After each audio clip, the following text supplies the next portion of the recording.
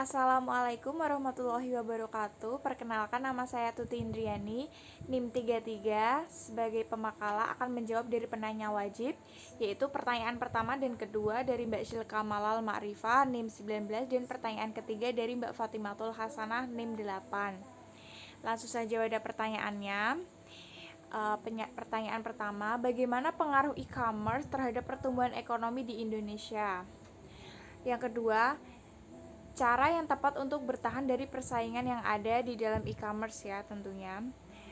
Yang ketiga, umumnya pembeli masih belum yakin bahwa akan menguntungkan dengan menyambung ke internet, mencari situs shopping, menunggu download gambar, mencoba mengerti bagaimana cara memesan sesuatu, dan kemudian harus takut apakah nomor kartu kredit mereka akan diambil oleh hacker.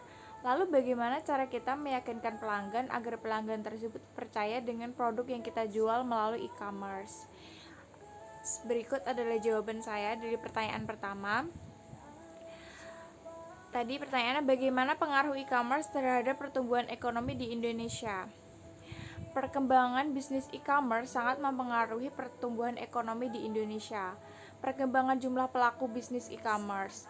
Dalam hal ini, pertindakan sebagai produsen berkontribusi mendorong penawaran produk dalam perdagangan online. Semakin banyak produsen e-commerce, semakin banyak barang dan jasa yang diperdagangkan secara online, sehingga semakin besar pula potensi transaksi yang akan terjadi.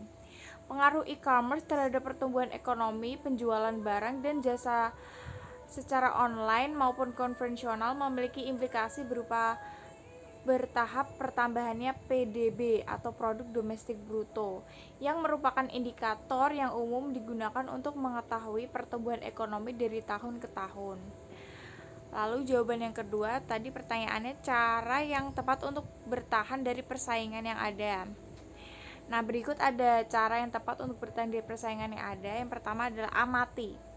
Maksudnya adalah Anda akan mengamati jalannya bisnis yang dijalankan oleh pesaing Anda. Mengamati bukan hanya melihat, namun lebih tepat mempelajari. Mempelajari di sini bisa dikaitkan dengan produk, strategi, pemasaran, dan lain-lain.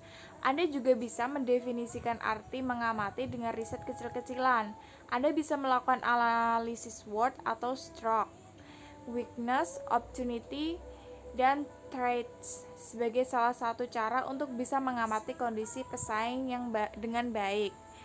Mengamati juga bisa dijadikan sebagai langkah untuk mengevaluasi karena Anda akan membandingkan apa yang Anda amati di perusahaan lain dan apa yang Anda miliki di perusahaan Anda. Yang kedua yaitu tiru.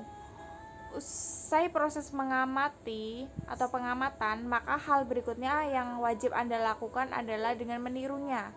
Ingat, setelah memiliki pengetahuan yang cukup tentang suatu produk, maka langkah inilah yang dikatakan sebagai action.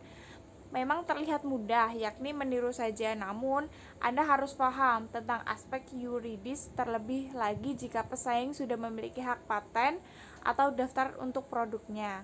Maka meniru tanpa keprofesionalisme bisa mengakibatkan fatal karena Anda akan dicap peniru, plagiat, bahkan bisa dengan kata pencuri ide. Yang ketiga, modifikasi. Memang benar jika amati dan tiru sudah cukup bagi Anda untuk tetap eksis di dunia bisnis. Hanya saja akan terlihat membosankan, bahkan cenderung menonton dan tidak kreatif jika Anda tidak melakukan sedikit modifikasi pada produk Anda. Anda harus tetap memberikan sentuhan yang berbeda pada produk Anda. Anda harus tetap memberikan sentuhan yang berbeda dan jadi kita jadi jauh dari kesan meniru kan. Karakter sumber daya, gaya serta kondisi Anda harus memberikan warna dan sentuhan berbeda agar terlihat jauh dengan produk milik pesaing. Selanjutnya pada pertanyaan yang ketiga, tadi pertanyaannya ini ya, lalu bagaimana cara kita meyakinkan pelanggan agar pelanggan tersebut percaya dengan produk yang kita jual melalui e-commerce? Nah, cara meningkatkan kepercayaan pembeli terhadap bisnis kita melalui e-commerce agar lebih yakin untuk melakukan transaksi pembelian sebagai berikut di bawah. Yang pertama, nama usaha yang bernilai dan mudah diingat. Nama usaha di dunia online bisa menjadi brand atau mereka yang mudah diingat oleh pembeli. Sebaiknya kita menampilkan nama tersebut dalam membuat akun dibandingkan menampilkan nama sendiri. Yang kedua, kualitas tampilan foto produk. Sebaiknya kita menampilkan foto produk dengan kualitas gambar yang jelas. Gambar high density atau HD dapat membantu penampilan kualitas fisik produk yang sebenarnya. Jadi akan lebih meyakinkan pelanggan. Yang ketiga, alamat dan lokasi yang jelas.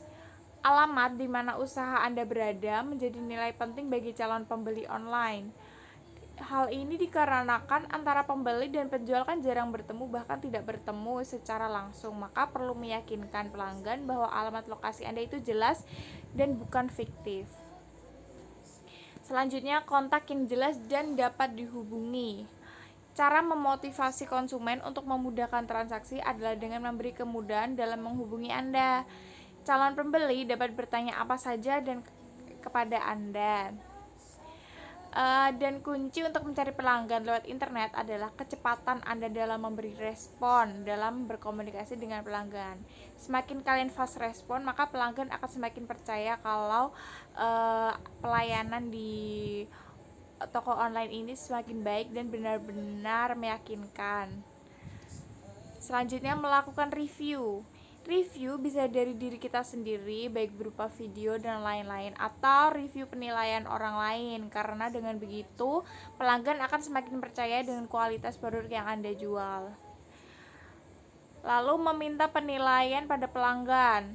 Untuk semakin meningkatkan penilaian pelanggan ialah dengan penilaian jujur dari seorang pelanggan sebelumnya, agar para calon pelanggan tahu keadaan dan layanan yang sebenarnya dan mau bertransaksi dengan kita.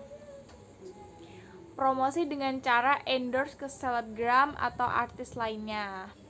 Para pelanggan kan pastinya memiliki idola dalam dunia entertainment, sehingga bila kita endorse ke idola mereka, maka para pelanggan pasti akan semakin percaya karena dengan produk kita jual, karena idola mereka sendiri sudah mau menerima endorse dari kita. Jadi kan idola kita juga percaya akan adanya kita, dan para pelanggan juga akan ikut dalam percaya kepada toko kita.